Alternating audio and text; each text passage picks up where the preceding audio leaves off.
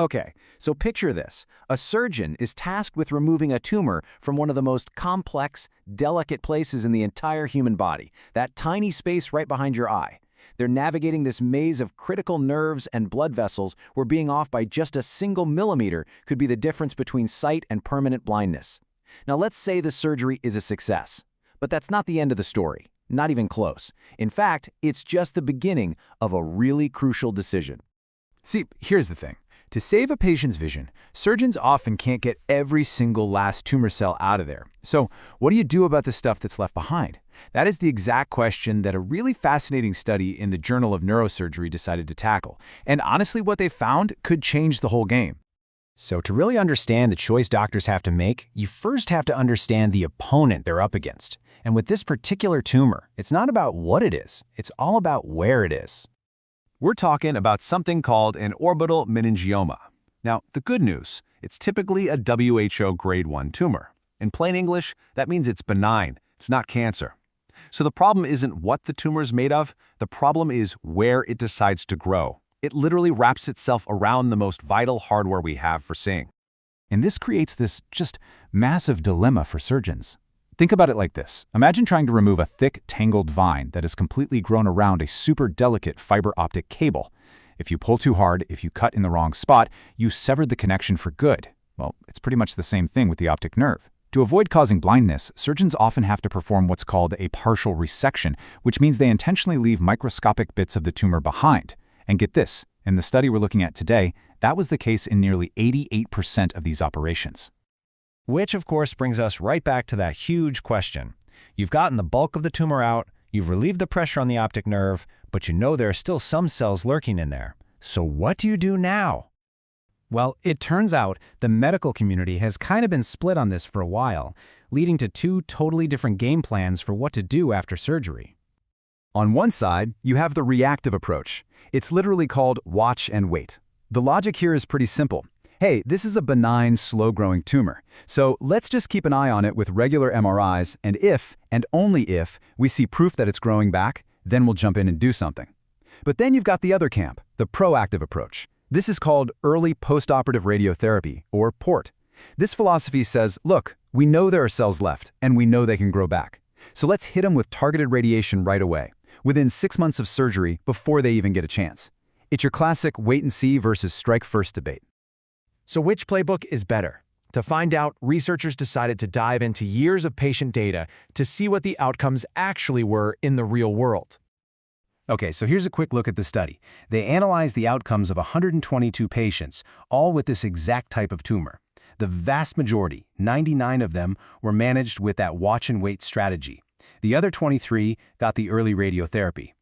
Then, the researchers followed everyone's progress for, on average, almost 6 years to see who is actually doing better in the long run.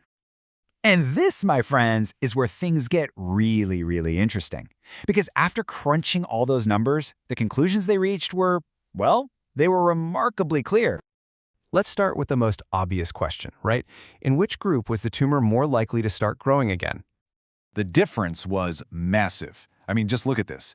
For patients in the watch and wait group, the tumor came back almost half the time, a 46.5% recurrence rate.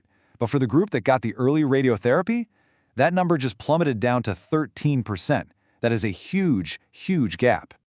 So being proactive with radiotherapy didn't just kind of lower the odds of the tumor returning, it totally changed the game.